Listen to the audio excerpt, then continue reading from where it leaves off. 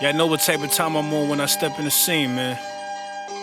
Had them bottles ready, had them sparkles ready. It's gonna be a good night. Last time around, it was different. Somebody tell them pay attention, nigga. Get the written down list. That way it's easy Take your bitch. to run off. Yeah. Welcome to this brand new episode of Another City Opinion Podcast. Your boy John and my host in the back is going to be the host in the front today. So my guy Dev is here. So it's only going to be me and Dev for this week's episode. Only me and Dev. Last week it was me, the sixth man, and my guy Drew. Should have got I'm Drew back this week. Yeah, should have got Drew back. That way he could put on a new outfit. Word. Back this week. Me and the wife, took a break, but the wife ain't feeling good today, so I went from the back to the front. You know what I'm saying? So we here. Y'all can see, new dude, growing the locks. You know what I'm saying? Looking good, looking scrumdiddly-umptious. You know what I'm saying? Yeah, he got his hair journey. Looking like something that Diddy would invite to a party. You know what I'm saying?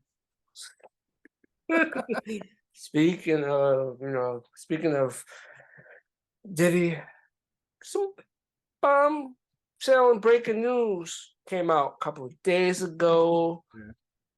Diddy was sued by his ex-girlfriend, Cassie. She filed a lawsuit. They said that it was a $30 million lawsuit.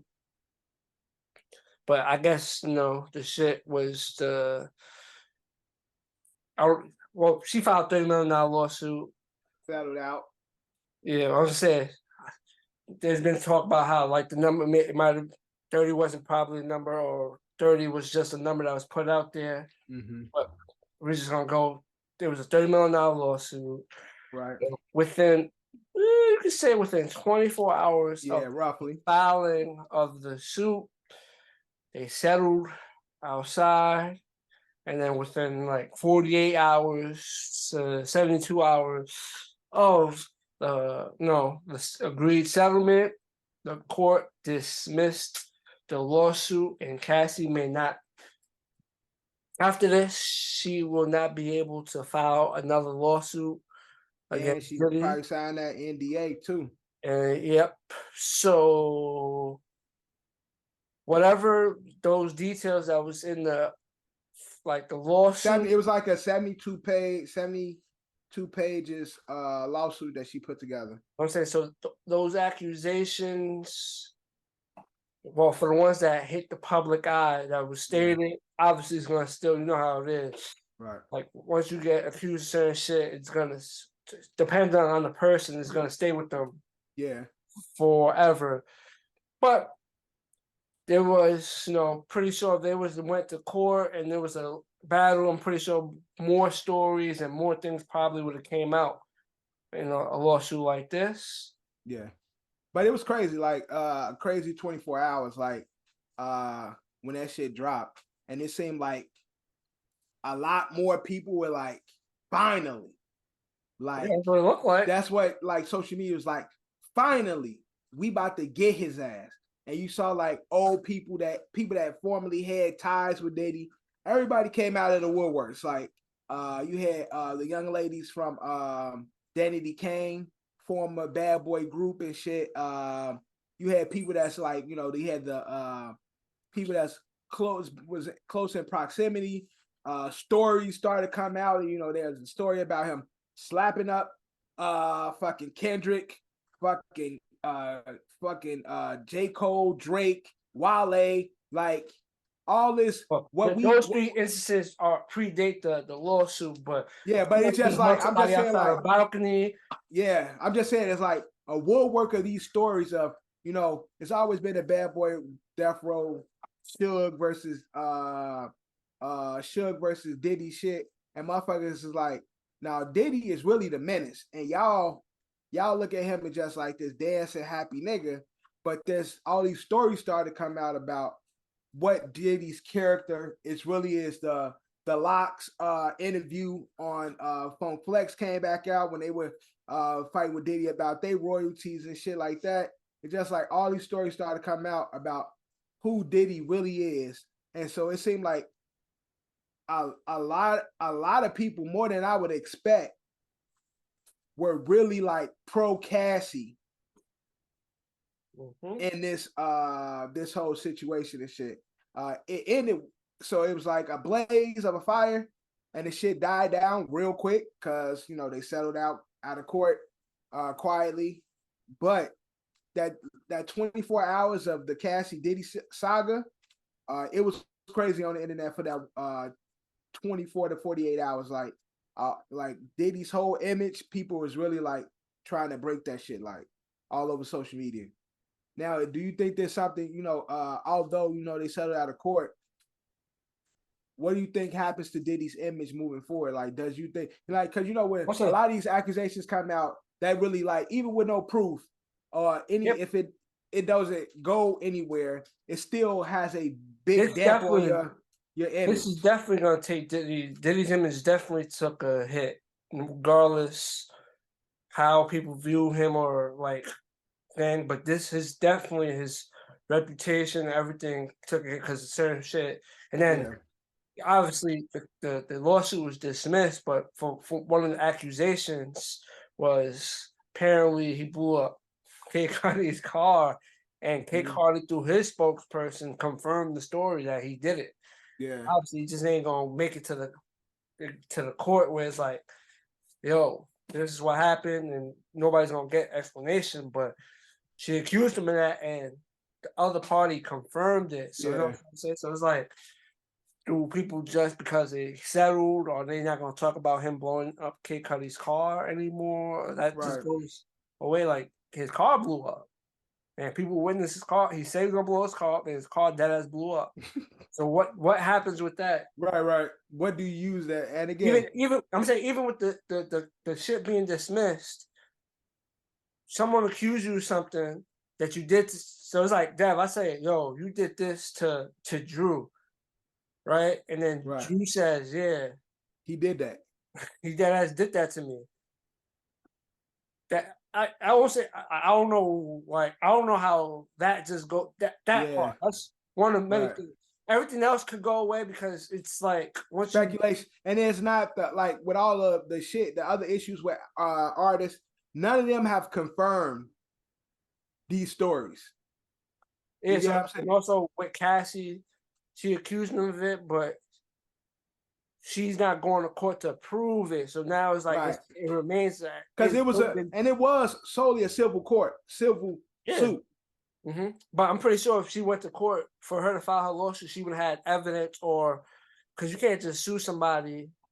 You nowadays you probably could, but you still would have to have something that could prove, because you'd just be wasting your time, and then the opposing side would just destroy you, and you just waste money paying lawyers and thing, and then file a countersuit for shit, defamation and all that shit. So that's what I'm saying. So she had to have some form of evidence that could have been more damaging. Yeah, but it's not gonna see at this point. It's not gonna see the light of day. Or for the most part, the only thing that's gonna see the light of day is her filing a lawsuit, and all the accusations that was said in that one lawsuit. Yeah, I think it never helps the situation when you sue, you have this big public outcry, and then you settle behind the scenes, and so it always makes it look like you solely was doing this. You weren't doing this for justice. You were doing this solely for money. Like, kind of gets unfortunately, that's what kind of it gets perceived that way. When it's not like, I'm doing this. This person needs to be handled or dealt with, or needs to face, the law. It's like, no, I know something. If you don't pay me, I'm going to tell. If you pay me, I'll shut up. And so, with the accusations that are tied to him and her that are very, sex related, sexual assault related, the word rape has been dropped in Yeah. this, this situation between Diddy and her. And so for that to be the platform for your suit, but it's a civil suit, it's like, do you really want this monster off the streets, or you just want to get paid by this monster? He owe you money, or you overdue for somebody. You feel as though that you overdue for some money, and so that's where these shits get like it gets the lines get blurry, the water gets muddy, because it's like, what are you doing this for? Are you solely doing this for the sake of a financial gain, or are you trying to really bring a monster to justice? And so that's why you see so many people disappointed with Her settling. her saying this, and then her settling, because of how much time Diddy and her spent together.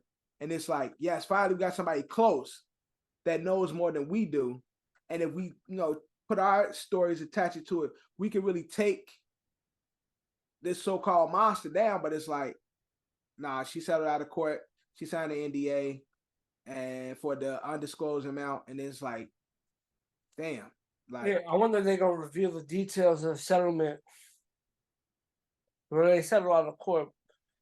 But one would assume is, obviously they said she can never file a lawsuit against him again. yeah. But she got a handsome penny, I'm pretty sure. But will she be able to talk about it? Like a few years down the line, do an interview, get into depth about certain stuff. Nah. But all that shit gonna be barred from her. Yeah, it's gonna be barred, and her ass gonna get sued if she does. But I understand that, but how do you look? You know what I'm trying to say? You say that's part of the agreement, but she fuck around, do an interview and reveals crazy details. Because again, remember, even with the situation, Diddy's legal team came out and said like this was no admitting of guilt. Like this was him settling with her. It's not him admitting to guilt. That's what I'm saying. So imagine. So if she comes out later and say some shit, then again, it looks like it's defamation, because we didn't admit to guilt. We settled. We had this agreement of you don't speak on me. And now you're trying to defame my character. So now we get the right to sue you because we signed an NDA. Now everything seems like defamation. Now I understand that, but it still look a little crazy.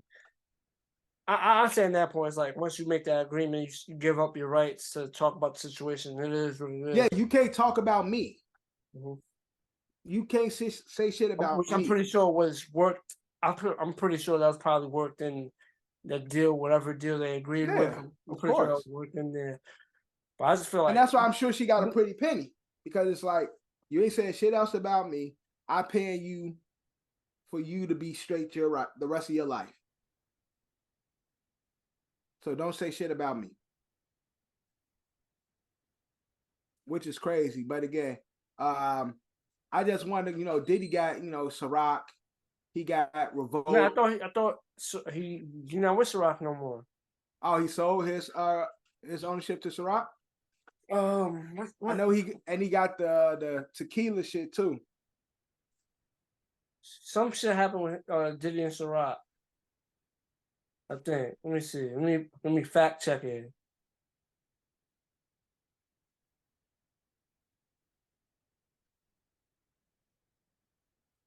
Oh, Fortune magazine. The rapper recently filed a lawsuit alleging Diego discriminated against his vodka and tequila brands because he's black. Drink giant, probably not pronouncing it correct, but I said Diego. whatever they pronounce, says ends broken relationship with Sean Diddy Combs, accusing him of refusing to honor commitment. It says rapper turn mogul Sean Diddy Combs has been dumped by a longtime business partner with Drink Giant, accusing him of using threats and acting in bad faith to get his own way. So he cut ties with Ciroc. Yeah, that's probably why he be heavily marketing that De Leon shit, the tequila he got. De Leon. But again, Diego, the Geo, whatever y'all want to pronounce it, but Diddy's still the face of Ciroc. So, well, he's always going to be connected to it, but now going forward, like when people cop Ciroc, Diddy got percentage. I don't know if Diddy began the percentage how right. it was before. So I don't know if that support was still getting it because truthfully, only about niggas only got Ciroc because Diddy was involved. And that's what I'm saying. So like, because it hasn't been like niggas. Ciroc is solely Diddy's. That's when you talk about Ciroc, you think Diddy. Yeah, that's no the Diddy offense to his partner or whatnot. Yeah, I think about that drink company. Yeah. Shit. For most people, they would probably thought Diddy outright owned Ciroc, and that as his shit. Exactly. You think of fucking Douce, that's Hov. Ciroc, that's Diddy. Bel Air Rose, that's Ross. Like these people have made these brands. These brands have become synonymous with these certain artists, and so I wonder how Ciroc, brand is gonna look moving forward. Like, does they sales drop? You know what I'm saying? What about Revolt? Does Revolt, lose its partnerships with, the cable companies? But this was before. You heard this was before the lawsuit. This is June 28th, 2023. So I'm saying, like, because Diddy is still tied to Ciroc, his image is, does this, make does Ciroc see a hit in regards to their sales? I'm pretty sure they're gonna jump on that. I'm pretty sure if they would have went to court, they would have loved that to get to court because they would have jumped on it, and then they could use that to like obviously destroy his character with like we are not with So and then again, I don't know that group that following that lawsuit, they still might try to take advantage of it, even though it was dismissed. Yeah. I'm pretty sure they still try to work a way around that. But and even with he got the best attorney, so but that's what I'm saying. Like he got Revolt, and that's in partnership with Verizon. That's Drink Champs. That's all these brands. What happened to those brands? Do you see that affecting those brands? It could.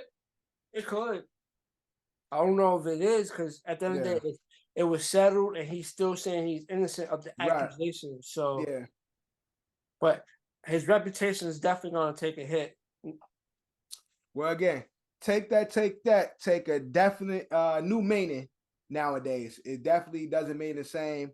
And again, Diddy hasn't taken any guilt. So does this mean we stop listening to Diddy? Do we stop listening to Bad Boy? Like, are we not pro? Are we not pro women? You want to say Bad Boy is technically non-existent. But I'm saying Bad Boy artists. Yeah, I'm saying listen to Bad Boy in the sense of the legends, the legacy of Bad Boy. Do we stop listening to the hits? The same way, people say we don't fuck with Kills no more, and they don't listen to Kills no more. Do we have that same strike with Diddy? I don't know why I said probably not. Because unfortunately, in R. Kelly's case, as talented as he was and great music he made, some of the songs are questionable to the accusations that he's locked up for. So some of the shit he was singing on some song is like, if you really think about it, what was he talking about? Yeah. Is that aspect of it or you gotta stop listening to him. You know what I'm trying to say? Like you have to, because his music is kind of tied into what he's in prison for. Some lyrics is like, what? The sexuality and the sexual accusations kind of like it goes hand in hand. Diddy ain't making like sex music and shit. Right. Like people now seems like you ready is to people's eyes like what you mean? What you mean seems like you ready? Yeah, so it's like what he's accused of, like seems like you ready. What like are you grooming? Yeah, no, trying to say so. That's what happens with R. Kelly. It's just like so when you look back at certain songs, it's like you could really say, yo. Like, okay, like, bro, what you talking about? Who you was talking about in this song? My mind's telling me no. My body's telling me yeah. You think yeah. what you mean? Your mind's telling you no. What? Yeah. No, why? Why was your mind Right. telling you Yeah. Right. But your freaky ass body. no? That's what I'm saying. So it's like, unfortunately for him, when he's accused of, the lyrics come back, and you could just we could go on for days just throwing Yeah. out lyrics and Dissecting his music and shit. Like, yo, he been dropping breadcrumbs the whole fucking time and shit. That's what I'm saying. So that's the only difference in his aspect compared to like anybody else. Yeah. Diddy music for the most part has been fun. You know, Fun hip hop, high, like fun, Yeah. like joy party music, Yeah. party music. Yeah, like, he loved to party. They say that's what Diddy do. He loved to party. So he makes the music for his parties. You know what I'm trying to say? He makes the music, but he doesn't have like those lyrical. When you go party with me, daddy? Yo, I party for you for my birthday, but you ain't party with me. All that shit we surfing. That interview came out. I'm like, yeah, they was all out of it. Like, no, that's what I was thinking. Like when I first saw that interview, I'm like, Diddy owned some shit. Like Diddy did some coke. He did something because he was just like he was smoking. He started smoking. Yeah, it's like he on something. You don't really see Diddy smoking as the businessman. He probably smoked weed, but never seen like an image of him smoking weed. And he did he was bugging out that interview and shit. But I don't know what to say. Like, how do we move forward from this? I was about to say, like, hopefully we don't see more. But if it's some more, then we need to see it. And it's like, if more happens to come out, it's like might be quiet. He has to, got to answer for it. Yeah, that's all I can say. If like more comes out, it's only gonna get worse. She's not saying there's any other people out there, but she took one step. Mm-hmm. He maybe took a step for the next person and be like, yo, this, and that. Because I'm not a lot of people have been talking about Diddy over the years, but yeah, it's always been. He's the only one that took that step, even though it didn't really last long. Right. People would say, oh, he settled it. She settled it. She got what she wanted. All she wanted was money. You know what I'm trying to say? It's a narrative that could be played with. So it's like, that's what she wanted.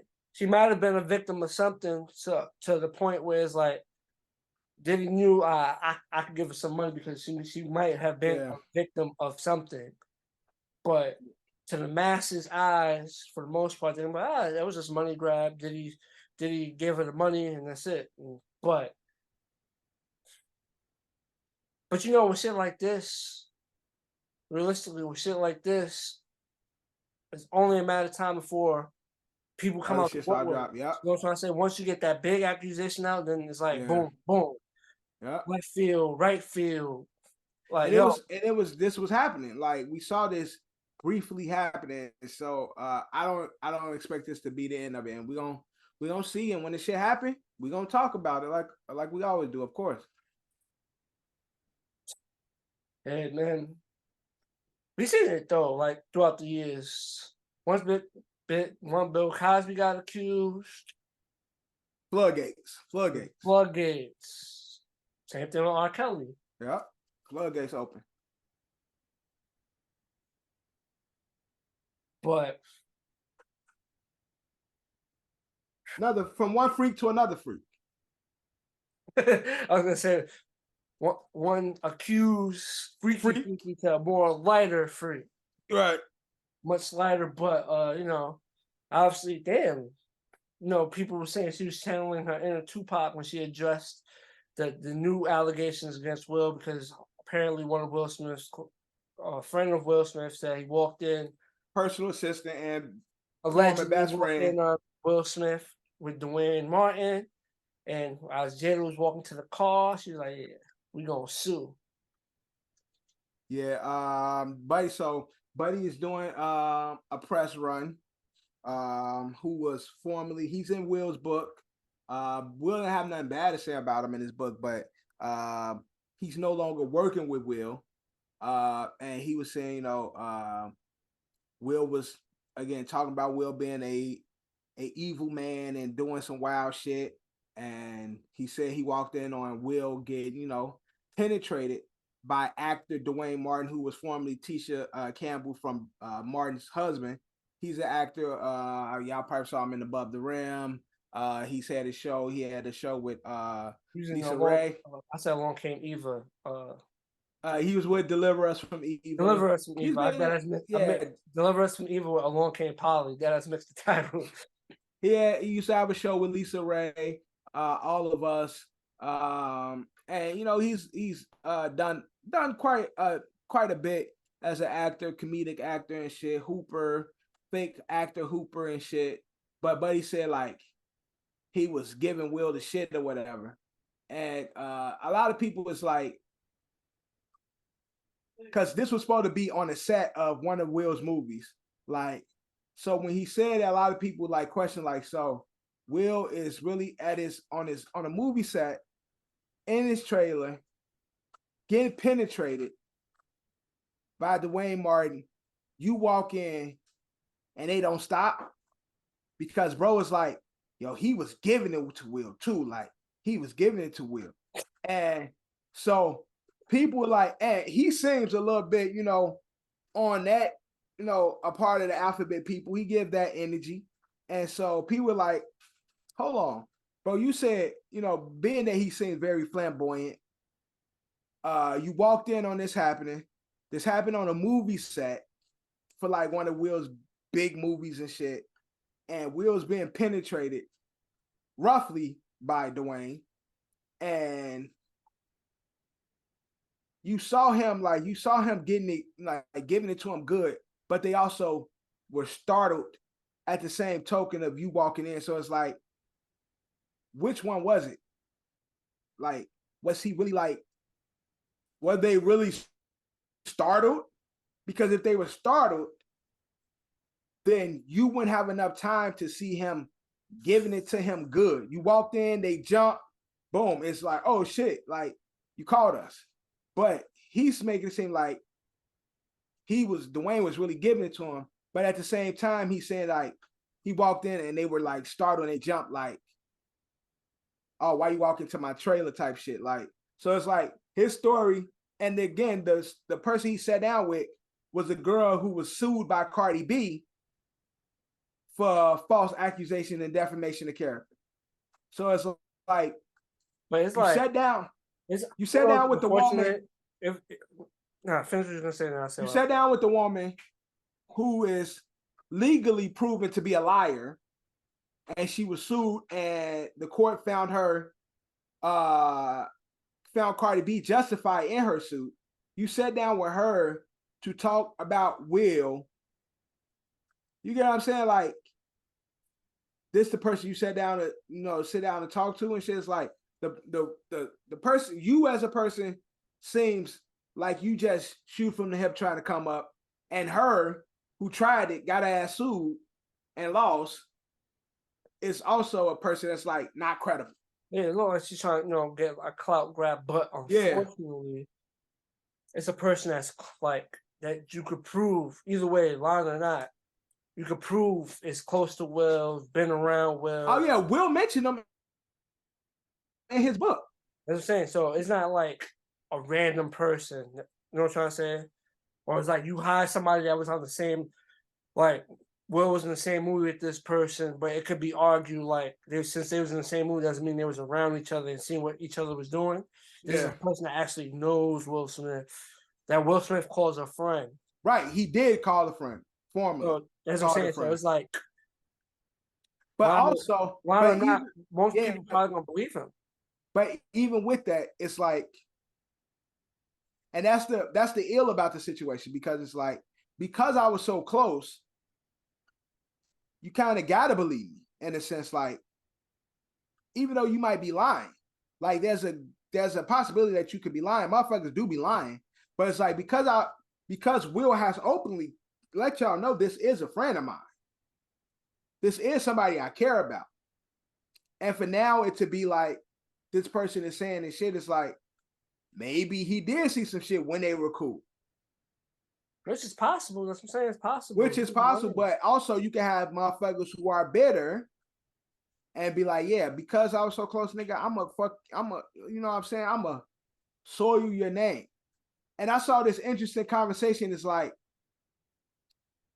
a lot of times when as an entertainer, look at us, C2, right?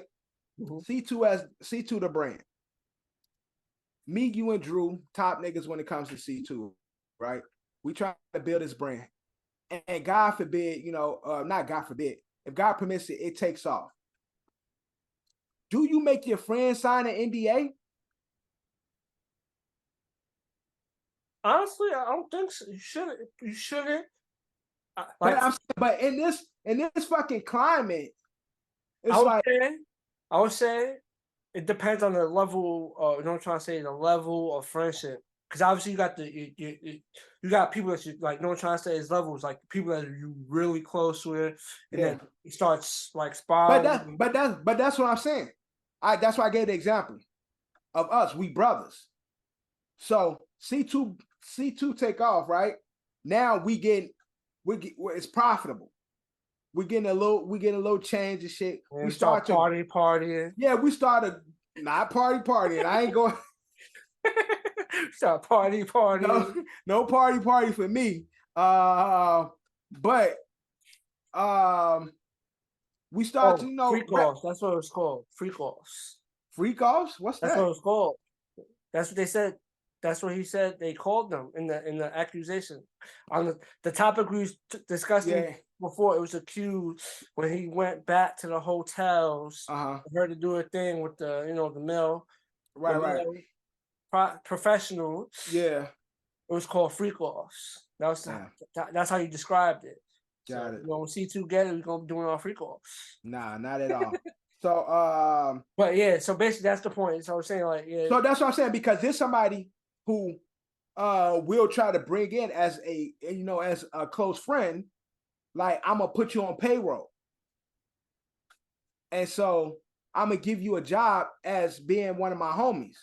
And so now that shit has went sour, now you are giving up information. So it's like, but see, again, that's only if you're moving foul. You would think about making your friends sign NDA. If you chilling, not doing nothing foul, you don't have nothing to worry about. No, but that's not always the case, because shit can end bad and you can try to soil my name. Yeah, but what I'm saying, you could, but what I'm saying is you can say what you want, but it's like, regardless of the fact, signing an NDA, you only sign an NDA when you know that person's witnessed or seen something that could affect your future, your well-being, or something. But even then was like, everything is up to it was just be slander. That's what I'm saying. Yeah, but that's what I'm saying. But slander is solely based on perception. So a motherfucker, we live in a very sensitive time. Mm-hmm. So motherfucker could have seen you, low key, a motherfucker could have seen you fucking neuter your dog or put your dog to sleep because it was sick. And motherfucker be like, yeah, he killed his dog, and go to PETA and fucking ASPCA and be like, yeah, this nigga a dog killer. I saw him put a dog to sleep, like, type shit. Like, something that's not like crazy, like on some Michael Vick shit. Like, low key, niggas been having dogs fight in the hood for years. But if you a celebrity, that shit ain't the brightest of spots you want to be in and shit. That's what I'm saying. Like, a lot of times it be regular shit that people can finagle. One could say, because it became somewhat of a normal thing that you see, doesn't mean it was always right. You know what I'm trying to say? But that's what I'm saying. It go back to perception. So God forbid, right? We blow. Drew, I'm gonna use Drew as an example. Okay. Drew having these parties and shit, right? But Drew is a single man living his life and shit. He don't talk about his sexuality. He just living his life. But we feeling some type. Drew, Drew take off. He like acting like David Ruffin and shit. He ready to treat us like shit. Like fuck y'all. I'm C2 and shit. It's C2 and Drew and shit. And we be like trying to expose him and shit. Like Drew low key be sleeping with men. Again, that's like this in this world. Give again Dwight Howard situation and shit. Dwight Howard be playing with lady boys and having sex with men and shit. Like allegedly. This nigga be doing that shit. So but in the world we live in now, it should be okay for him to do so. No, I agree. But like that's your choice. Live your life. But yeah, exactly. But it's still a image breaker with people trying to expose him and shit. What's the crazy part? Half the people that be like, yo, it's okay to do that.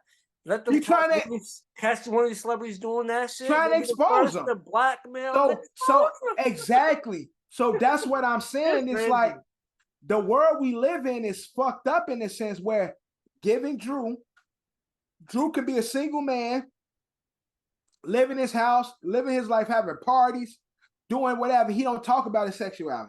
One of us upset say, yeah, Drew be paying for sex with men. That shouldn't even be people should be like, okay.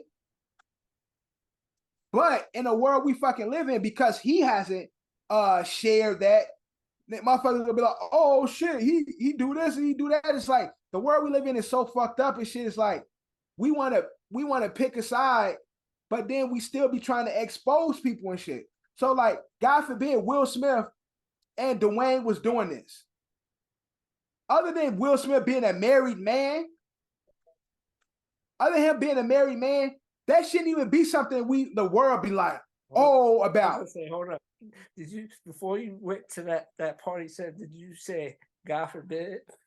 What? Did I say God forbid? You might have said, yo. So you was like, I think you said like if it was true, he was like, yo, God forbid it's true. I was like, so not to say God forbid, because everybody got to deal with God themselves.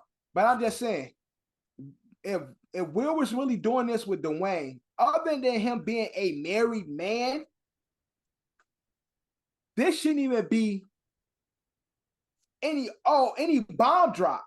If we really gonna be as open and accepting as we say we gonna be, the Dwight Howard shit last week or two shouldn't be a situation where social media go crazy. No, you know what I'm saying? It's like I feel like it's a sad construct, especially in America. Like it's a contradiction. Yeah, but I'm saying it's just a sad construct. Like the quickest, not saying him engaging in a gay act drops him from whatever pedestal everybody has him in. But once a celebrity, people love to see celebrities fall. Drop. Fall from grace. They get joy out of that. Not saying, you know what I'm trying to say, it's not a fall of grace if he did that. If you know, no, but in a public,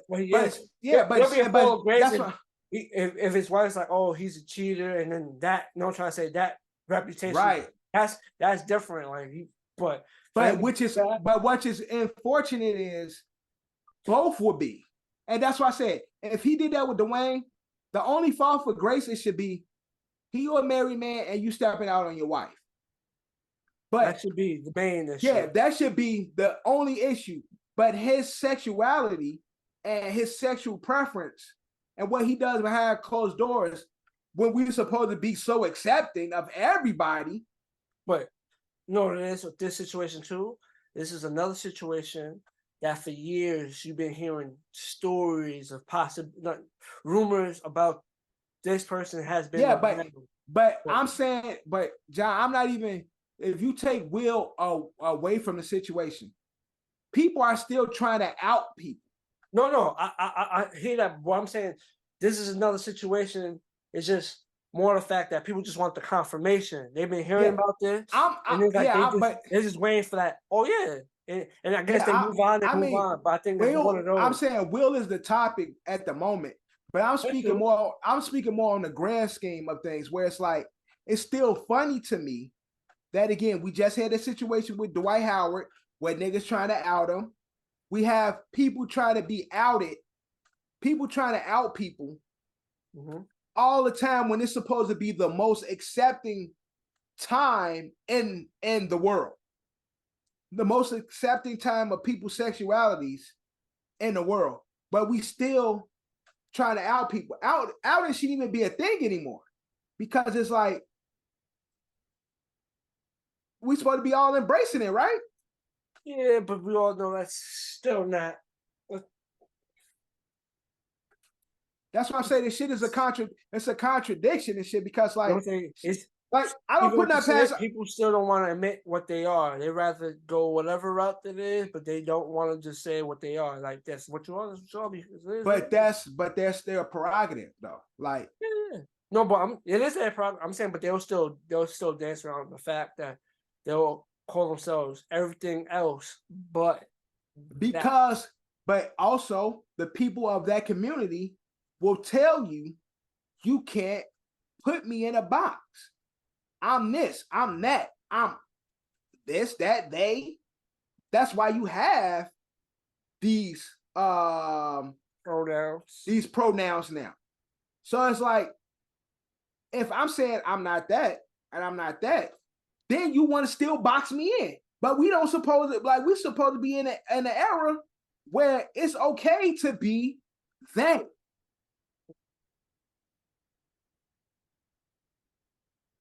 A lot, man. It's a lot, but these. But when you have a celebrity, when you have a certain fame, now we want to. You can't afford to be in the they or be fluid.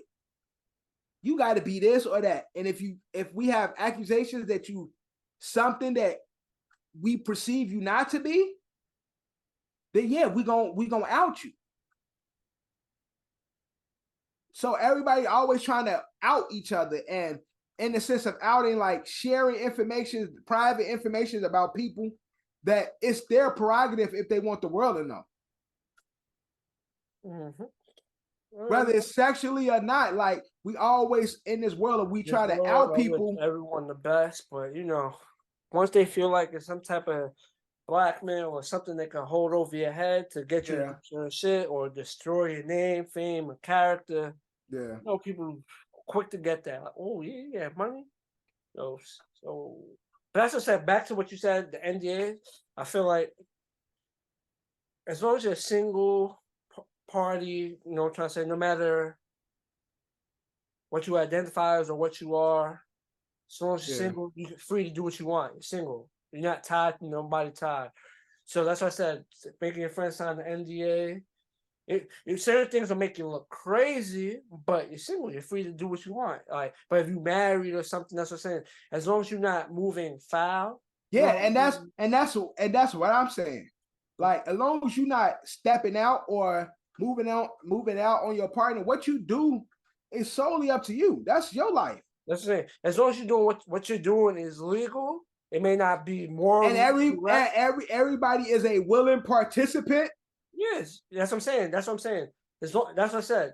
You only make your friends sign NDAs if you know you doing some foul shit in front of them, which is fucked up. You shouldn't be, like, even though that's your homie and you know you're about to do some foul shit, you shouldn't do it in front of them. You know what I'm trying to say? But it becomes a situation where I gotta make you, as my friend, sign an NDA because I don't know how you gonna twist some shit about me. And although you can't prove it, public image and the court of public opinion does affect people's money and their image. No, I definitely understand that, but it's a tough world. It's tough. I was about to say you live in tough world we live in. But the way I look at it, as long as you move honorable and like right, no matter what mud they throw on you, dirt they throw on you, it's not gonna stick. So it's like, you just gotta weather the storm. Like, what if you truly innocent and you not like you're clean and nothing, like your record, like you ain't got nothing on that shit, you'll be fine. You just gotta, because they're gonna talk about anybody. Even though true or not, they're gonna talk about everybody. So that's how I look at it. If you not saying you're the most evil person or wicked person, but you dabble in some shit that people will do like a double take and like, maybe you shouldn't be doing that. Then it's like, you have to make sure keep this on the low because it'll fuck up your sponsorship, your business partners or whatnot. Because it's like now your partner can say like, I don't know about that. But I said, as long as if you move correct, I don't think you need your friends to sign an NDA. It's more so it's like you're about to do some shit. Hey, we don't experience it, but these top celebrities, once they reach a certain plateau, it's like they get to nobody says no to them. They do and get what they want, show up. It is what it is. They are the star. Everyone gravitates to them. They walk anywhere in the venue. It's like, holy shit, this person's here. So obviously that also probably plays a role in the actions and shit they do. But like I said, we're moving righteous and honorable. Yeah, we ain't got nothing to worry about. It's just he's trying to throw mud on my name. Right. That's the only thing I can say about it. You moving clean, you good. But if you moving a little dirty, make whoever's around, your bodyguard, your publicist, your assistant, your fucking secretary, anybody that you know that could have went some foul shit, they gotta sign that. I just think, regardless if you good or if you clean or not, you're gonna have to deal with it. And I just hope you come out on the right side of it. And so I think legally, your legal team will probably tell you, in case, just a precaution, you wear rubber. Meaning, you protect yourself. And if that means protecting yourself against your peoples, unfortunately, in the world we live in today, you might have to do that. But we brothers, we ain't got to worry about that. So we ain't gonna be moving fine. We're gonna be moving righteous and honorable. Exactly. When we blow up, and that time comes, you're gonna be moving justice and honorable. We ain't gonna no freak offs, no parties here, man. Look, if y'all party, that's y'all business, nigga. Well, true. As long as you're single, you ain't tied to nobody, and that's everyone's willing to participate, whoever. That's on y'all. That's y'all prerogative. Facts. But like I said, as long as you ain't doing something that, like I said, as long as it's not illegal, morally, if it's questionable, you still might then, but it depends on who you sign your sponsorships and your advertising partners and your business partners. Right. Because that's something that they're against, then it's definitely gonna fuck your money up. Yeah. It may not be illegal, right? But they don't tolerate or perception. That, so then that will affect your money. That's what I'm saying. So that's all that matters. Yeah.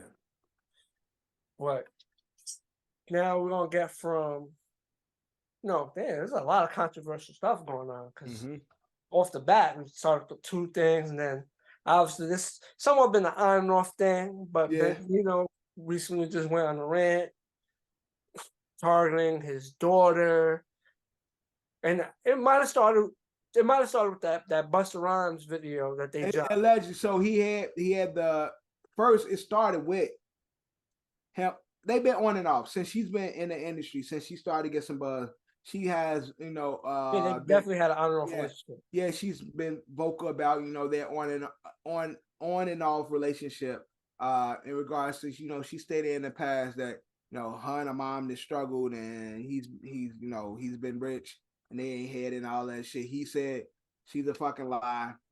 She's never struggled, and she's always come for money. I've always taken care of her. But recently she did a song with Busta, and Coily Ray, although a very slim woman, she be throwing her shit. She be throwing that little ass. She be very revealing. She's on the ball. She be showing her body. She's comfortable. Yeah, she's comfortable in her small frame and shit. And she's a very pretty girl. Very attractive. Not even girl. Very attractive young woman. And so she did a song with Busta, and her being Coily Ray, do what she do. That's kind of like her. That's her. That's her image. And so it started with Benzino, being more upset with Bus, not reaching out to him, letting him know, like, I guess, he figured as OGs in the rap game, somebody who was moving and shaking around the same time, they have a relationship and a rapport where Bus should have holler at him to let him know I'm doing this video with your daughter. It's cool, you know what I'm saying? I'm not gonna be on no sexual shit with them. And the song is very brother sister anyway. Like other than what outfit she dressed, I don't think there was the video. It's not, it's no sexual between them two. There was no right, exactly. And again, the song it's like Bonnie and Clyde, but not sexuality. It's like brother sister type shit. Like, and it's no like real sexuality between the two of them. Chloe Ray do her and be sexy like her, and Busta got a lady and shit like that in the video, all that. But it's nothing engaging between the two. But Benzino felt like Bus should have checked in type shit. So he felt some way about that, and then that led to Chloe Ray speaking about, continue to speak about her relationship with her father, and he went on social media rant and talking about he just don't understand where she come from, where all this hate come from. He's done nothing but take care of her and all this and shit. And I think sometimes as parents, we think because we give our kids the world, we're being good parents. So his whole thing is you never struggled, you never had without. Like his big thing is y'all had a mansion in Jersey and shit, like the shit that you be saying about you and your mother was broke and all this and shit, that shit was cap. I could believe that. But her saying she never had a relationship really with her dad, regardless of you being Benzino and at one point being one of the biggest names in hip hop, it's believable because he was busy, probably because you working, are busy. You know what I'm trying to say? It's believable that y'all didn't have a relationship. Mm-hmm. And so you touching down every now and then, buying her shit, that doesn't make up for the time you're missing. So her story might not be the full truth, but based on your popularity at one point, it's believable. There is a saying, if you making money, you losing time. When you got time, you losing money. And that's basically saying, again, when you're not focused on your hustle or you focus on family, like you lose time. Like when you own your money, you lose time with your family. You lose time doing these things because you're trying to make a way. And when you spend a lot of ample amount of time with your family and doing all the little shit, you miss out on money. That's life. And so, although he was affording a better life for her and her family, it still can be true that she say when she says, I didn't have a relationship with my dad. I don't know him. He don't know me. That can still be facts. And Benzino, he, upset that she's saying that in that regard. Also, it's the public. I feel like they're being publicized. Also, yeah, of course, too. Of course. But I'm just saying, like, you know what I'm saying? When he say, like, his whole thing is when she say this, I gave you a life, I gave you money, you never was without. All that could be true, but that don't mean you was a good dad. I know as parents, we want to give our kids the things that we never had. And we tend to get stuck on the financial side of it. But also, with that, you miss out on time with your kids. You can't be at the games, the ball games. You can't spend as much time with your kids doing in a field that dominates the majority of your time. Demands a lot of your time. To be successful in it, you gotta spend a lot of time doing it. Yeah, and entertainment. You gotta make the money, sustain it, make sure everything's covered. And then again, it's not like you getting a check every 2 weeks. You got to keep going. You got to find the next bag, and so you got to keep going. So I get what he's saying in the sense of like, stop lying about the struggle, because I think we could probably piece together the timeline from her age to where he is now and where he was during this time, and the money and shit like that. And I'm pretty sure we could piece together videos and shit of her and all this and shit. Cause he talked about like, yo, used to be in the videos with diamond necklaces and furs and shit on. So like what are you talking about? But I don't think he's right in the sense of when he says, oh, you can't say that we didn't have a good relationship because I used to buy you all this. Nah, that don't mean y'all had a good relationship. It just means you was able to get her the stuff she needed, but the other stuff wasn't covered allegedly. Right. But I wish them the best. Hopefully they're healed and they can move on from all of that, and they could, thing. But who knows? Hopefully the relationship is repaired and everything works out for the best of them. Because Coi Leray is definitely a star on the rise. Like she is. Been doing her thing these past couple of years. Yeah, people like Coi Leray. And she definitely established herself as one of the female hip hop stars. Yeah. So she's like, she has established herself like in the game. Mm-hmm. She got a Nicki feature.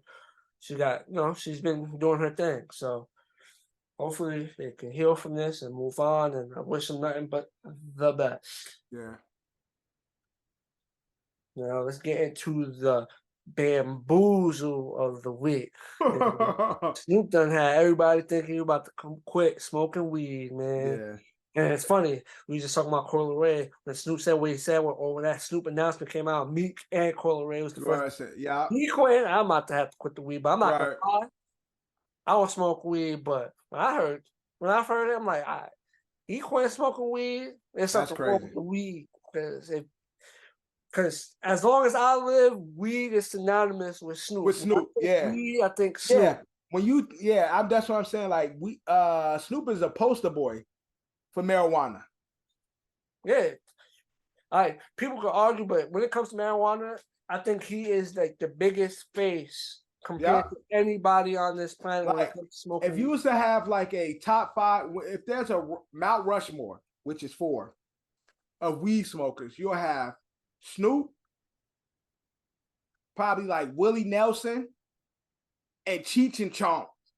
I'm about to say, I think does Cheech and Chong take the last 2 spots? Or they take the last 2. So it's Snoop, Willie Nelson, kind of like a one entity. Yeah, it's one entity, but the Mount Rushmore would be Snoop, Willie Nelson, Cheech, and Chong. Like, and then maybe you throw like Wiz Khalifa or some shit in there. Yes, that's true. Yeah, but other than that, when we think about weed, instantly Snoop. Yeah. I'm thinking about like overall history of just like music and rap.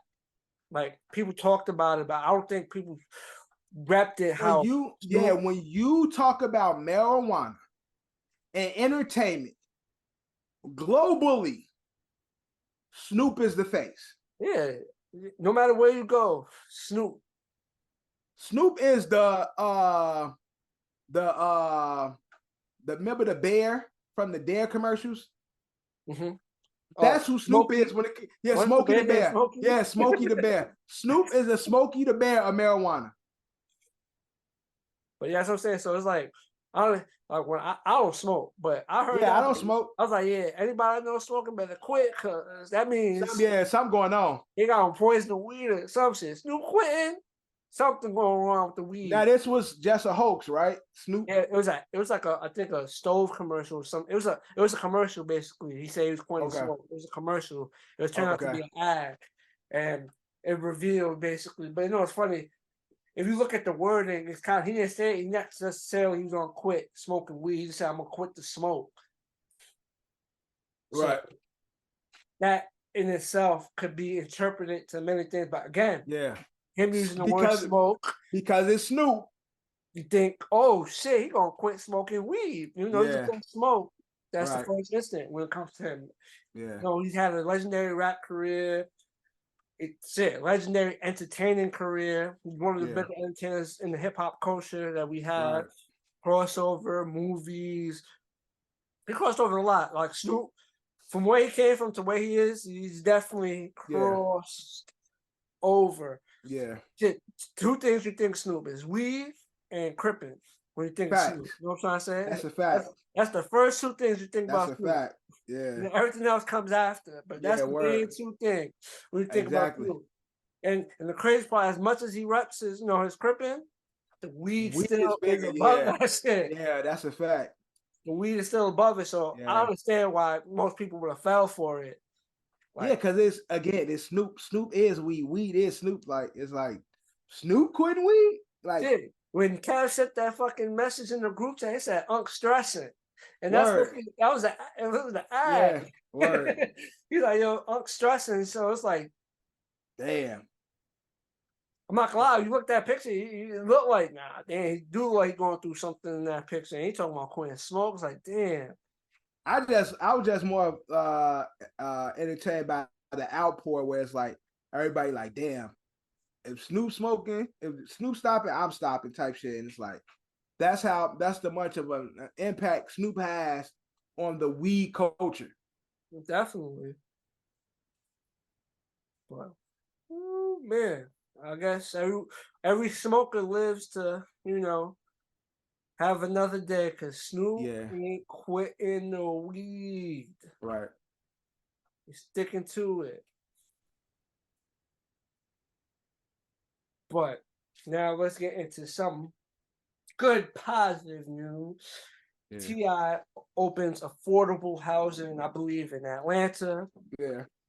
Which, for the most part, is the best positive news we had to thing. Everything has been a lot of negative that we've talked about, but I think that's dope news. Yeah, it's definitely dope. T.I. giving back to the community who supported him so much in his career. It's T.I. and Tiny. They together. Let's not that family. Let's and give again, him the credit. Let's give him the both of them. Has contributed a lot to Atlanta music, and Atlanta has supported him a lot. So stuff like this, I will expect them to do anyway. But shout out to their family for giving back and not having their name tied to bullshit. You know what I'm saying? So much bullshit. Well, they had their shit too a couple of years back. Exactly. So I'm saying they've had their name tied to some bullshit. So it's good to see their name tied to something positive. They're doing something good, man. And it's a dope look for them. So I appreciate that and congrats to them. This topic should be interesting for you. So what you feel about it? Coach K said Jeezy at one point was bigger than Hov. I understand it. When Jeezy first came out, he was big, but so again, niggas get caught up because this is one of my arguments when we did the Atlanta versus New York shit. This is what I'm talking about. Like at one point, early 2000s, those Atlanta artists was really running shit. Like really running shit. Really was the guys that we talk about. But that's some street shit. And so in the streets, in a particular moment and bubble, and also particular demographic, yes, Jeezy was the hottest nigga in those worlds. That's what I'm saying. To say someone's bigger, right? Like, somebody could have a year. You could say that this year, this artist, he may not have been better, but this year, this artist, he was bigger than that artist for that. And year. a lot of niggas do that with Jay. There's many years where niggas be like, this person was the hottest artist this year. This person was the hottest artist this year. This person was the hottest artist. Being hot don't mean you the biggest. You could be blazing. Nelly had a year, 50 had a year, fucking Ye had a year, Jeezy had a year. A lot of niggas had a year. M had a year. Like all these niggas have their time where they like blazing hot. But Jay is consistently the fucking totem pole. No, I understand what you're saying, but there's times where the hotness kind of it's in combination. Like they was the hottest that year, and they was the biggest that year. You know they can. You can always be you can be the biggest, but when you always on top, everybody else could be buzzing and be the most talked about, but it's like when this person drops, everything shuts down.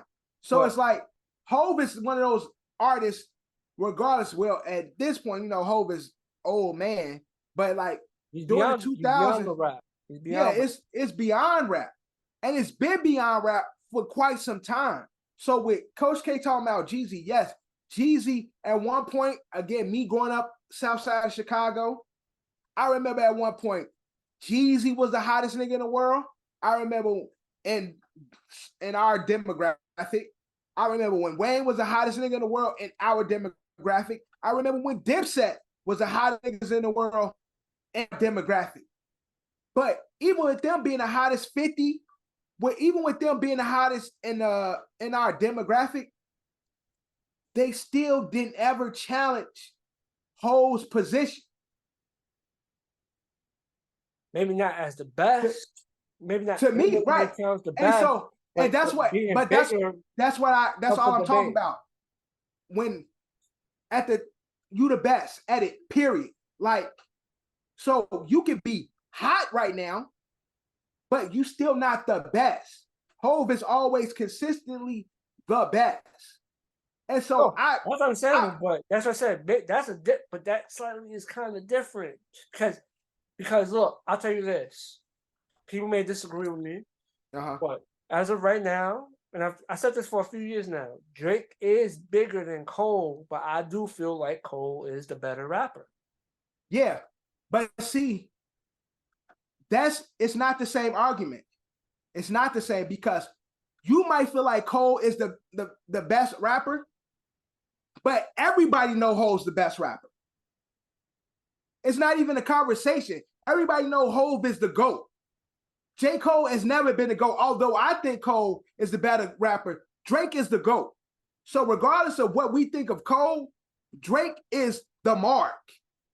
No, that's not what you're saying. Drake is the ladder.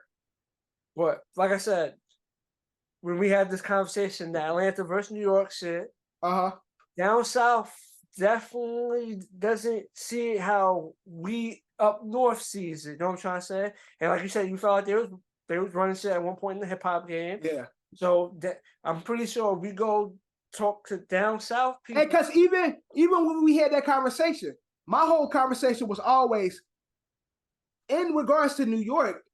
They always had the top dogs, which I agree with. And I never challenged that, but I always talked about the field.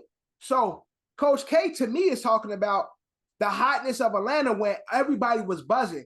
Jeezy, yes, Jeezy had his moment, but Hov was still the ladder. In fact, Jeezy wanted to be Hov. He needed Hov. He needed a co-sign from Hov. He needed a feature from Hov. Like Jeezy wanted to be tied with Hov. So it's like Hov, even with y'all niggas being hot, Hov is the ladder. And that's what Drake is. And even when I feel like Cole is the better rapper, I can never take away from Drake being the ladder. So regardless of who's fucking hot, Travis Scott having his moment where he the fucking hottest thing in the world, Drake was the ladder. And even with no matter how hot you are, you never got past the ladder. And in regards to Jeezy, regardless of how high Jeezy was in our different demographic, because let's be honest, it was solely our demographic. Hov is the ladder because Hov reached everybody. He makes our culture cool for everybody. Jeezy wasn't making our culture cool for everybody. He was making it cool for us in our demographic because that's who we were. Hov opened the doors for our people and our image to be cool for everybody. That's what I mean by the ladder. And it's not many motherfuckers in hip hop that reach the ladder. And you brought up Drake. Drake is the only motherfucker who has a ladder like Hov. But again, not saying these rappers are better. Obviously, no offense to Jeezy. Jeezy is not a better rapper than Hov. People from a different region may disagree with, you know what I'm trying to say? Yeah, but that's ignorant though. It's People are ignorant. biased to their regions. It's ignorant. It's ignorant because again, you are biased. I don't come from any of these regions. I'm from New York, bro. I'm not from New York. I'm from fucking Chicago. And if that was the case, I'd be saying, although Ye is my favorite artist, I know Hove is the latter. But again, that's another one. Jay is a better rapper than Ye. But you could definitely say at certain point Jay was bigger than Hove. Even though he was tied with Hove, it's just in his moment, it was Ye. He's tied with Hove. But see, and again, it was Ye. But that's a great example. Ye and Drake are those exceptions to the rule where they created their own ladders. None of these other niggas is doing that. I'm sorry. Other than maybe, and the closest one possibly was Wayne. I'll say Wayne. People probably disagree with me and probably try to call him out my fandom, but 50's early run when he was doing it, he was pretty big globally too. Not like 50 had a moment. It just we're not talking about being who better than who. We're just talking about I don't really it was big. It was big, but 50 shit was very short. It wasn't his run wasn't the longest. It definitely was. Yeah, he had a short run where the guys I'm talking about. Their run was definitely longer, but had very long run. His run was still was an explosion. That's what I'm saying. It was still big enough to keep him relevant now today. He don't make music no more. Yeah, it was definitely 50 had an explosion. Mm-hmm. But I only talk about Wayne, Drake, Ye because they created their own ladder. And again, it's like they created their own spot. But just to go back to Jeezy, yes, Jeezy was fucking scorching in the hood. We were wearing snowman shirts. You know what's crazy part? Like you just mentioned it. Damn. He was big, but was he even the biggest in the South? It was probably up for debate. But again, it was one point where Jeezy might have been the biggest in the South. Because one could debate Weezy, T.I. That's what I'm saying. T.I., Luda, Gucci, all of them. Gucci, as time evolved, became much bigger than what he was. But at that time, he wasn't as big. But he was a name everybody knew. But see, this is where you wrong. Because in the South, Gucci at one point was the nigga ushering in Jeezy. Nah.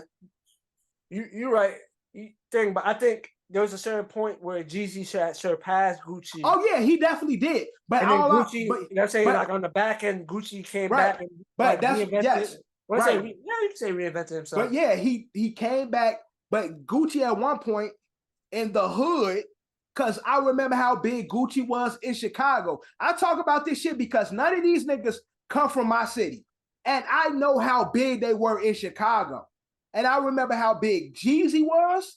I remember how big Gucci was. I remember how big Dipset was. I remember how big Wayne was. I remember how big Luda was. I remember how big T.I. was. I remember how big the Gangsta Grills, all that shit, how that era was. DJ Drama.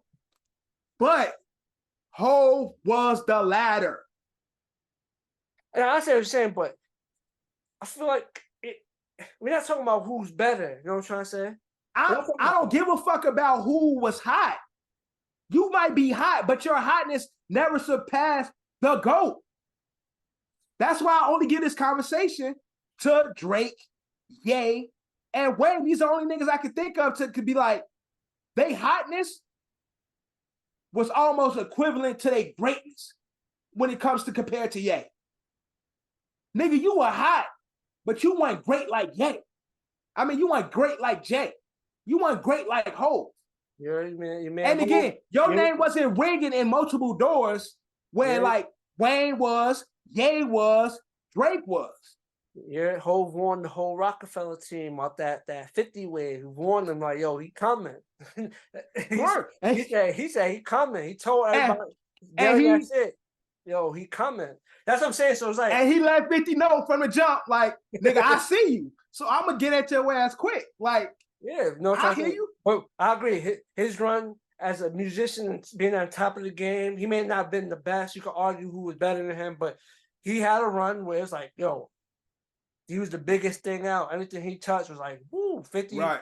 thing. But now, even though he still just says, he tells everybody he does what he does because he tells everybody, I'm not an entrepreneur, I'm a rapper.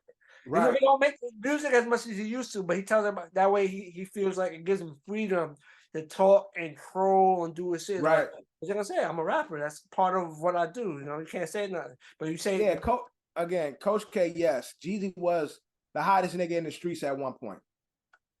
Was he hotter than Hove in the streets at one point? Yes, okay. He was hotter than Hove in the streets. Okay. But then that's where we leave it. Because we know, listen, no offense to Jeezy, he's not better than Hove. Yeah. So he had his moment where he was hotter, and that's where we leave it. Yeah, we don't leave it there.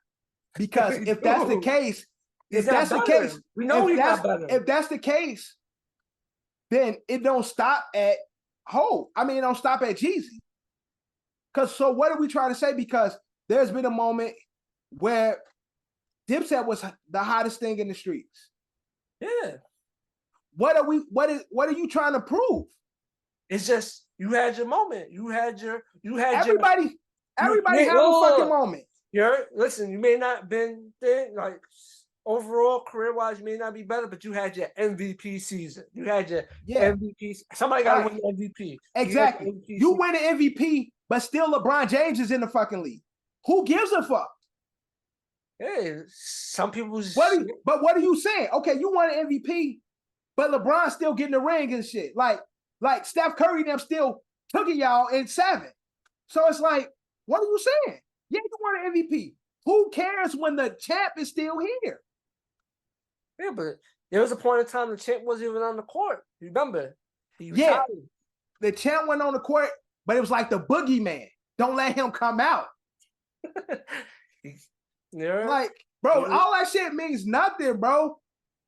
Coach K said that means nothing because he can say the same thing about DJ Drama was hotter than Hove. Nah, I think that's different. That's different. No, you can again. DJ Drama is hot, but you can't. Yeah, that's different. He's not a rapper, but I'm saying the name DJ Drama and the Gangsta Grills. That mixtape series. The Gangsta Grills mixtape series was the hottest thing in the streets. Yeah, okay, what are we saying? All right. The reason why I say that, that's different because at one point, Gucci Mane was the hottest thing in the streets. Okay, what are we saying? Yeah. At one point, Gucci. Just acknowledge it that he was. Who gives a fuck? What does that mean? We just acknowledge it. It is what it is. Like okay, so don't say Hove then. Say fuck it. At one point, Jeezy was the hottest thing. But like you said, you said Hove is the latter. So if you want to prove how big a certain artist is, right? You go for the top. You know what I'm trying to say? It's like, yo, I'm not gonna. He's not, like I said, he's not saying Jeezy was better than Hove, but he's saying like, yo, there was a point in time where Jeezy, I'll make it better for you. Jeezy was the Hove of down south. He was that nigga. He was bigger than the GOAT himself. He wasn't saying he was better than him. He just said he had his moment where he was better. And that's the same. Fucking Nelly had that moment too. He did. Nelly did have his moment. Who gives a fuck? But that's the talk. They had their moments, bro. This dumbass conversations, bro. Because it's like it's pointless. Like it's pointless. But were these niggas making better music than Hove? No. But what I say is, no, why it's not pointless. It's just the impact that they was able to have. Not everybody has that impact. You know what I'm trying to say? When Atlanta had but so many people did have that impact. During those 2000s, it was many artists we're giving where Hove was.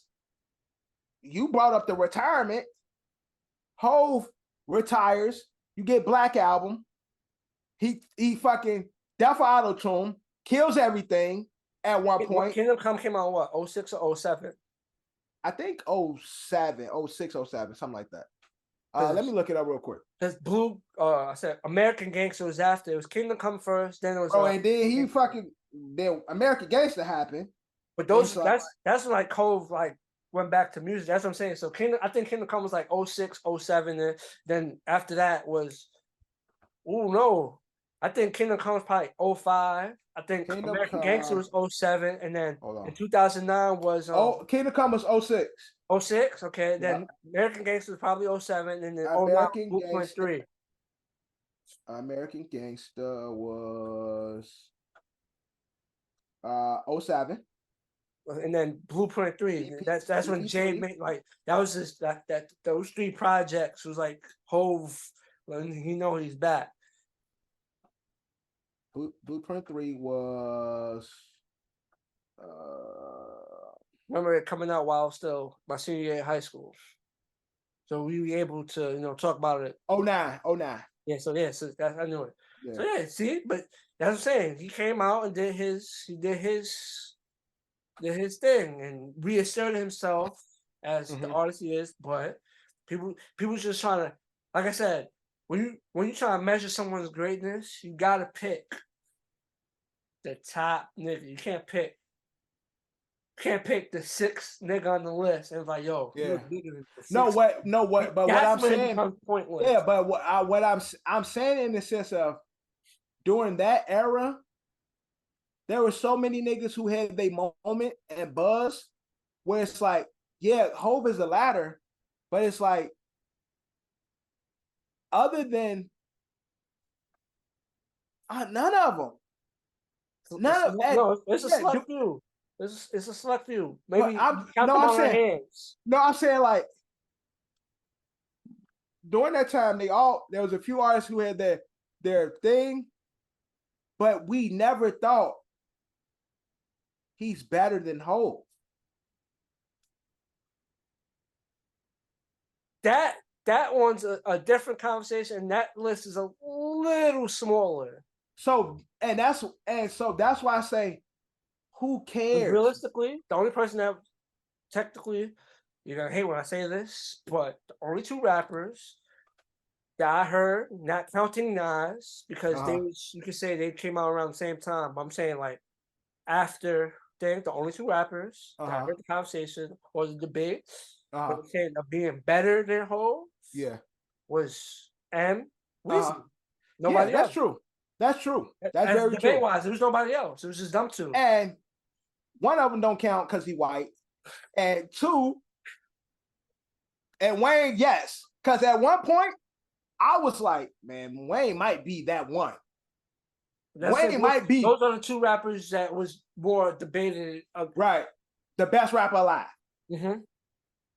No, unfortunately for the other South rappers, they wasn't getting that thing. So that's Luda was rapping. Luda was really and so good. that's why I'm saying like that's why it goes back like, okay, yes, you were hot, because I remember the Dipset, the era. I remember how hot Dipset was, but we were never talking about them being better than Hove. It was just like they was on fire. They like, were the trendsetters. They was the trendsetters. Like they were the vibes. They were the wave. People mimic their style. They were the wave. Gee, I kid you not. I say it all the time. Me and my younger brother, big Dipset fans, headbands, airbrush big hoodies, pelly coats, pelly leathers, Timberlands, big ass jeans, bro. We were unofficial Dipset members. That was Dipset Chicago, bro. That ass like niggas really Dipset the wave. Dipset was like, and they were there like, as Dipset was. No one could say that they really had their moment, and you could argue they probably there's rappers that was better than them, but they had their moment, right?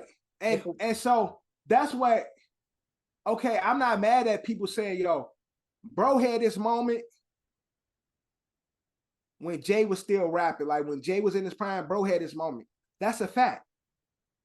It's the same when motherfuckers say, LeBron let these niggas win all these rings in his era. But we still know LeBron is the GOAT of this era. Like, yeah, Steph then won the rings. Although that might be that's a conversation right there. I said that's the one that I conversate because that's the Lil Wayne. That's the Lil Wayne. That's the Eminem right there. Stephen Curry.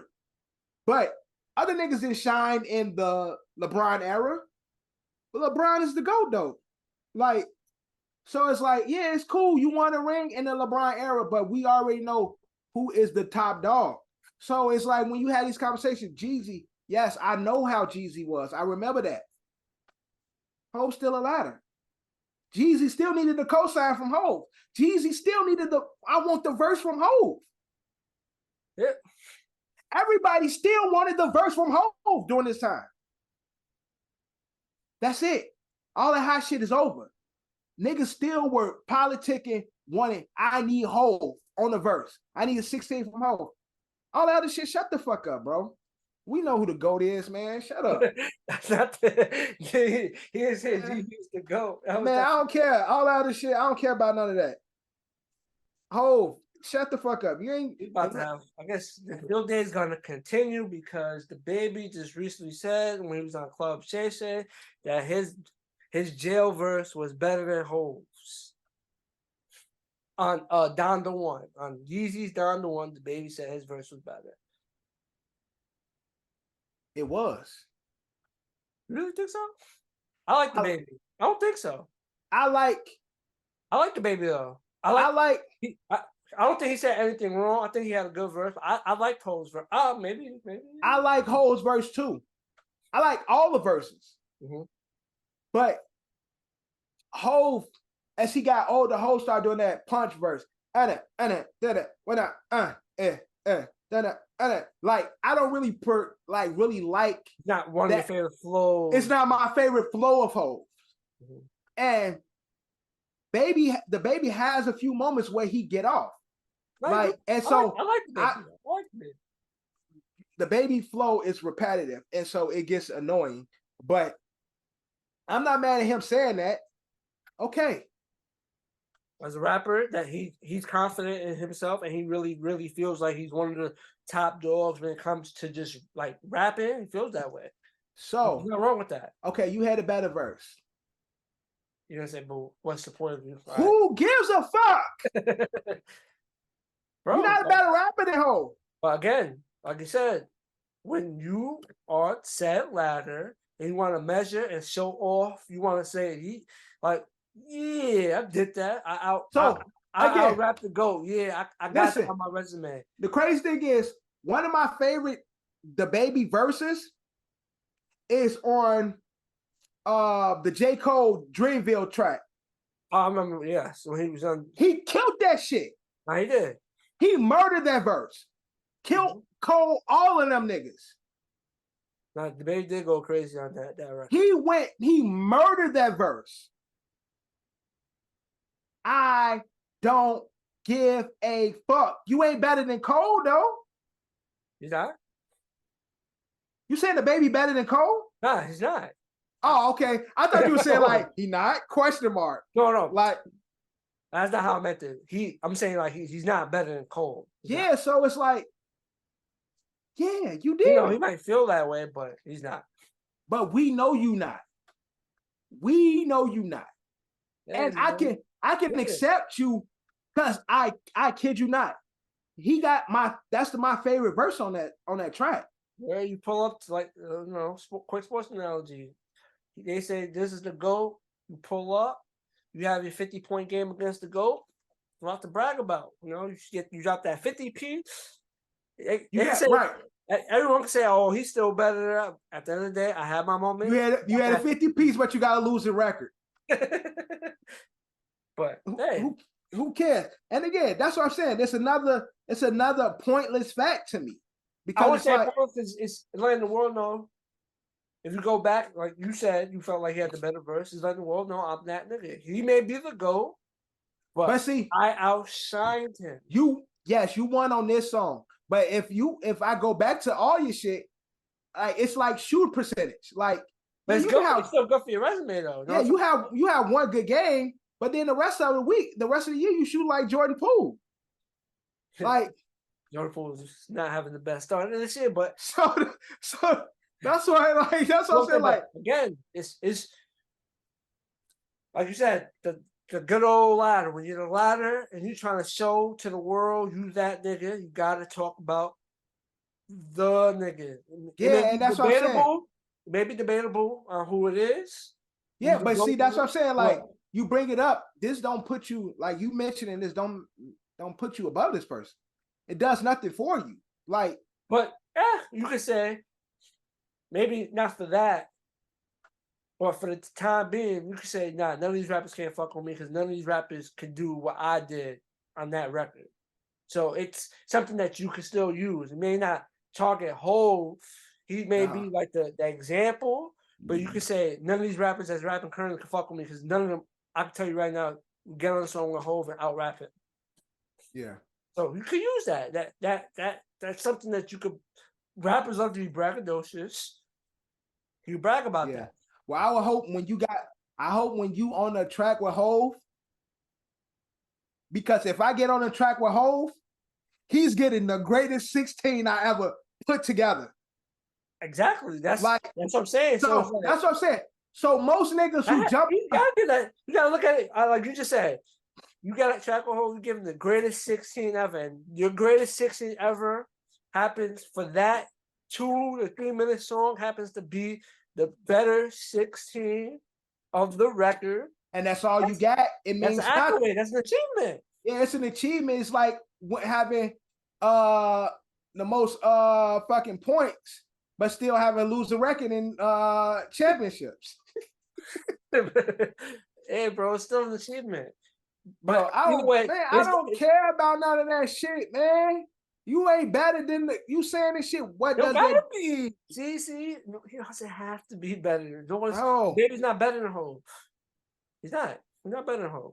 So talk about your when you murdered J. Cole on the track, because I feel like he killed Cole on that track. But again, like you said, nobody's gonna care. You got to talk about said top dog. You know, niggas want to have buzzwords. Yeah. It's buzzwords. Shut the fuck up, man. He's trying to say he was that guy. Because niggas already tired of the baby and his flow anyway. So, but got some whole topics this week.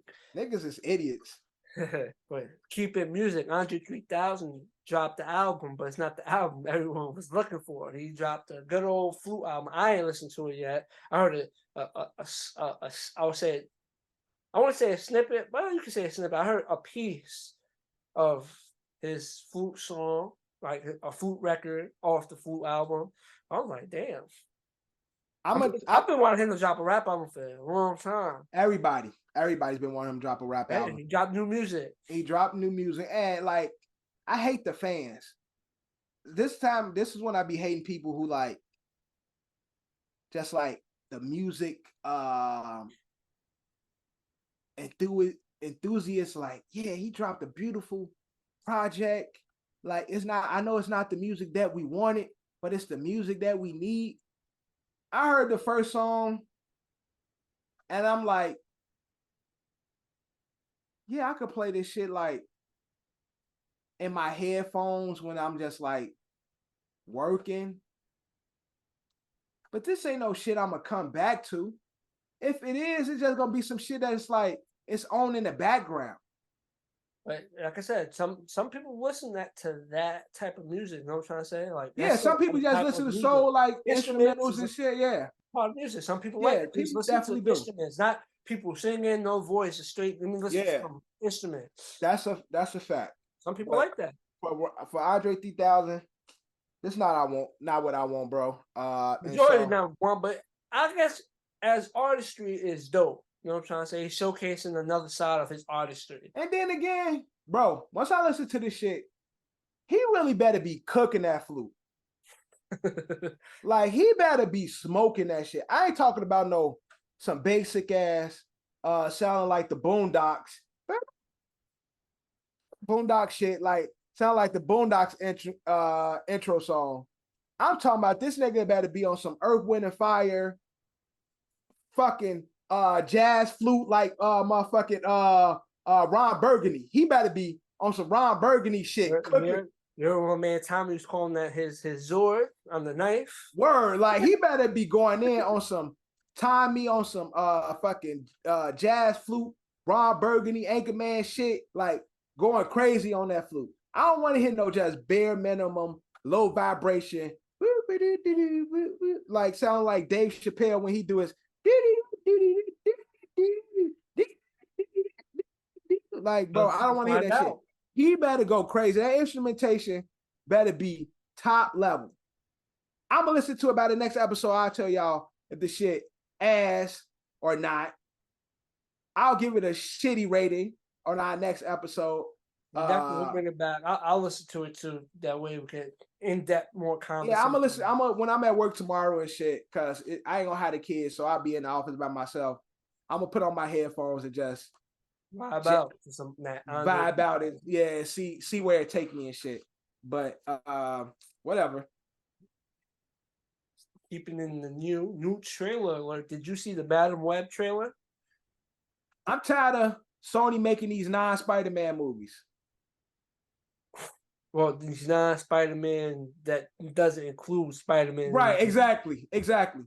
Who the fuck is that guy?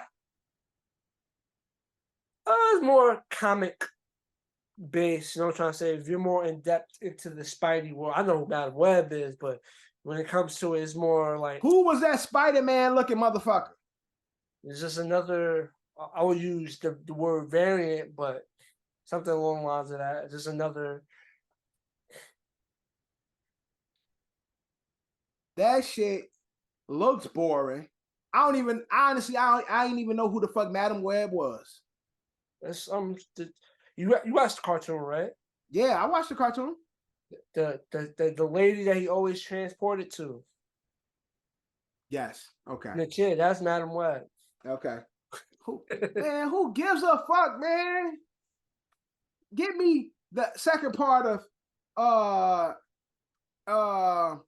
the Spider-Verse. Give me that second part. Give me part 2 of that. I don't give a shit about these weak ass movies. That weak ass Venom movie. That weak ass Morbius movie. Kane. I mean the fucking what's his name? Craven. Although I actually like the trailer of Craven, the Hunter and shit. Stop giving me these Spider-Man ass movies without Spider-Man in it. I don't give a fuck. Fuck Madam Web. Fuck Craven. Fuck Venom. Unless he got Spider-Man in it. Fuck Morbius. Venom could have been better. Venom is a great character. The movies are trash. Mm-hmm. Give me a Venom movie with fucking Spider-Man. Give me a Morbius movie with fucking Spider-Man. Give me a Craven movie with fucking Spider-Man. I don't care how many of these characters y'all do. As long as y'all got Spider-Man in it, we all good. If y'all don't have Spider-Man, yeah, he got his Spider-Man powers through magic, so he has similar powers to Spider-Man, but his was through magic. Who cares, bro? At this point, with all these comic book movies, you're gonna get all these characters exist in the world. Cares? They gotta get their time to shine. They exist in the world, but they gotta have Spider-Man in the world for us to care. If Spider-Man can have a fucking 5-minute moment in these movies, and we'd be happy. But y'all got these whole fucking worlds without Spider-Man in it and shit. We just briefly talk about them, or we see a poster of them and shit. Man, miss me with these weak ass movies. Sony needs to stop playing and just let Marvel and them do their thing, man. Hey man, trailer look cool, but it don't look cool though. You know how I'm gonna watch it, bro. That Spider-Man variant nigga, bro, he look bad. It don't even, bro. That outfit look cheap. It looks bad, man. Support the actors, support the. Of course, I'm gonna watch the shit. I ain't saying I ain't gonna watch it. But you have like little fake. Mm-hmm. Fuck Sony. Interesting news. Amazon is set to start selling cars now. Makes sense. That's crazy, right? Cop car online. Amazon got every fucking thing else. They already selling. You Just imagine, go to Amazon, y'all got that fire car, need that. Word. Get They're groceries gonna there. drive that shit to your crib. How they gonna deliver Bro. that shit? Somebody gonna drive to your crib like, come downstairs. It's gonna be like, they got those trucks, those what's that company car where they deliver they have like the it's gonna be like in the back of a truck. Yeah, it's a company that already does that. I forgot what they call, but where they deliver the car straight to you. It's a company that already does that. Amazon just cutting another nigga out. They already got the pharmacy world, they got the grocery world. Amazon, they monopolizing every fucking thing. So I'm surprised. Soon they're gonna be selling fucking livers and shit. You can get organ straight from Amazon. So they're not doing that already, right? Secret delivery. Right, that ass. It ain't already being done. You order such and such, you know what that means in their algorithm. Word, they got the entertainment. You get the phones, you can get fucking TV. Like Amazon, fucking, they doing everything Facebook thought they was gonna do. They should come out there on social media networks. That'd be next. Call that shit Prime. How you talk is you buy people shit from Amazon. That's how you link people. Like, what you want there? Yup. I got you. And whatever happens, happens. Yeah, you said too much. Big brother gonna hear it. Big brother Amazon gonna hear it and steal your idea, bro. Man, it's not like unfortunately, it's not like we could do it there because we don't sell the product. So we have to create our own version of Amazon, then to create the social media network. Right now, we too behind already. We're too far behind. We using tied up or like in tune with some shit, maybe. But they see this shit and run it. We're behind the ball. See this shit, you happen to take it just 5%. That's not too much. That ain't bad. 5% of what you're gonna make billions, let me get 5% of that. Right. I'll be all right. That's a fact. Well, let's get into our closing segment. So, we haven't done this one in a while, but it's the holiday season. Mm-hmm. And we are, good old eating holiday. Family holiday, get together with the family. It's Christmas Eve. Oh, yeah. It's crazy. When it comes to like movies and other shit, TV shows don't really skip this, but movies, there ain't really not many Thanksgiving movies. Bro, after Halloween, it's a lot of Christmas movies, you know what I'm trying to say? Christmas instantly goes right into effect. You know what I'm saying? Christmas movies come out, like more Christmas, like right after Halloween, Christmas kickoff. Quick idea, Dad. We might have to write a cold screenplay and just make a Thanksgiving movie. So that we can have one. So it'd be something to look forward towards Thanksgiving. We'll make it into like a comedy rom-com. Where they got they just dropped the Thanksgiving horror film. That's why they try to create. Technically, it will be a Thanksgiving movie. I think they're getting killed on Thanksgiving. But it now will be a Thanksgiving movie. Like, so they were smart in that because it would be something that's synonymous with the holiday now. That's one movie that you could put in two different holidays. Right, exactly. So we might have to co-create a Thanksgiving movie for the world.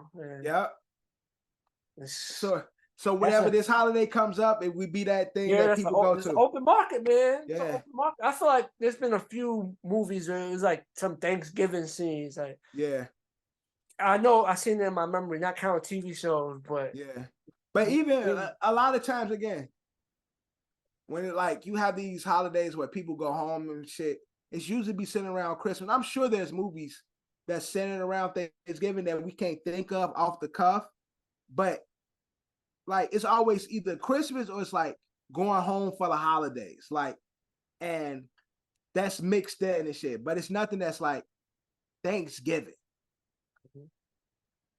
and so we got to create that Thanksgiving thing where it's like every year where niggas turn on Home Alone, turn on The Grinch, every year Thanksgiving, they come to watch and be entertained by this. So that's something we got to create, John. Definitely. You gotta create something. It's an open market, man. Tap some untapped potential there. Right. But in the Thanksgiving season, the holidays, and shopping that comes. There's a lot that goes with this good old holiday. Black Friday. Mm-hmm. We are gonna go with ASO's Culture Dash, where it's gonna be usually the contestant gets 30 seconds, but we're gonna cut the time in half. So the contestant will have 15 seconds to name 5 things that is synonymous with the whole Thanksgiving holiday. So food dishes, drinks, people wear, just anything pop culture wise. You can think of a song that's synonymous with Thanksgiving, name it. So your goal with the B is to reach the magic number of 20. Every time you select, every time you reach the goal, you get an added 5 seconds. Every time you don't reach the goal, you lose 5 seconds. Got it. The goal is to get to 20 without repeating or naming the same stuff over and over again. When you get 20, you win. You don't get to 20, house wins. So I'll win. You the house. So I got the clock getting ready to start. It's at 15 seconds. You got to give me 5 things to start, 15 seconds to start, and then, then we go on from there. So as you mark, get set, and go. Turkey, mac and cheese, collard greens, sweet potato pie, apple pie. You got 5. All right, okay. The time about to run off. You got 5. You got 15 more to go, and you get 20 seconds for your next. You get 20 seconds. It's gonna start getting hot. It's about to start getting hot. So you're gonna get 20 seconds. You gotta add on. Get 20 seconds. Okay. Yeah, new batch. Ready, set, go. Not turkey. Ham, yams, stuffing, cranberry sauce,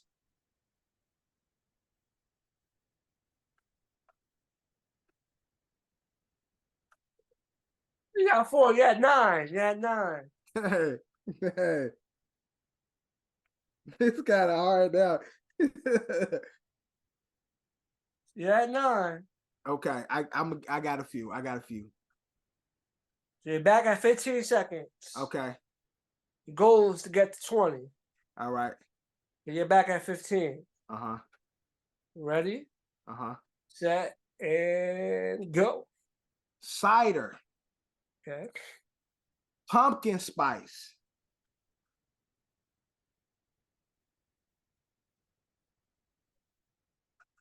Pumpkin pie. Did I say? Okay, that's one. Pecan. God damn, the horn went off. You had 10 seconds. So you had 12. You had 10 seconds. I don't know if you're gonna extend. You got 5. You had 12, so you gotta name 8 more items, but in this 10-second span, you gotta name 5. If you don't get to 5. Remember, anything that's synonymous with this Thanksgiving holiday. Yeah. Okay. Don't necessarily gotta be a dish. Yeah. Right. Anything that's similar, pop culture wise, Black culture wise, Latino culture wise, that goes with the Thanksgiving holiday. That's what you can name. I know you want for the East turkey. Okay, yeah, got you. Let's go. So you got 10 seconds. Name 5 more things to keep you alive. Okay. Because now you're gonna get 5 seconds to name 5 things. We're gonna go down from that. Okay. All right, so I'm about to start it. You gotta name me 5 things in 10 seconds. Are you ready? Yes. All right. Ready, set, and go. Football. Panini. Pantalon. Time went up. I'll give you that. So you will be at 15, but you will have 5 seconds to name. Yeah, it's quiet. If you don't get 5 things in 5 seconds, it is game over. Okay. So you have 5 seconds to name 5 things. Uh-huh. You name 5, you win. Watch this. Watch me cook. Watch me cook. So you don't get to 5. That's it. Are you ready? Yes. Ready, set, and go. Black Friday. Hay rides. Apple picking. I went off. Then the house wins. And the house wins. We got Black Friday, Cyber Monday. Yeah. Small business Saturdays. Yeah, there's other stuff you could have named. There's other stuff, but the house win one. Coquito. I was trying to think of it. I couldn't think of the name. Yeah, Coquito season. It's Coquito season. Yes. I was drawing a blank. I was thinking of. I'm sitting here. You could say Coquito, and then you could went American Eggnog. Eggnog. Yep. That was 2 right there. Bro, it was in my. It's similar, but they're not the same thing. And I don't know why. I was trying to think of the name for Coquito, but I never thought about eggnog. Yeah, and I was sitting here thinking like, what's that shit called? Like my brain was like, what's that shit called? Like I couldn't think of it. And I love Coquito. Yeah, it's cold. Oh, I can't wait. You gotta make some Coquito seasons.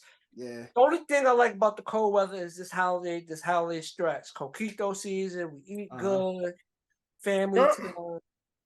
But holy shit, house wins. The house wins on this very special, thankful Thanksgiving version of Culture Dash.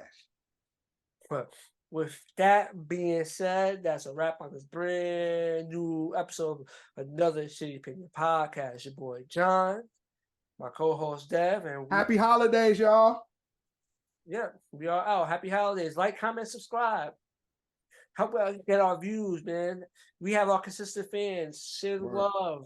Be thankful. We're all thankful that you watch us. So bring more eyes to our show. We'll be thankful for it. But again, we are out.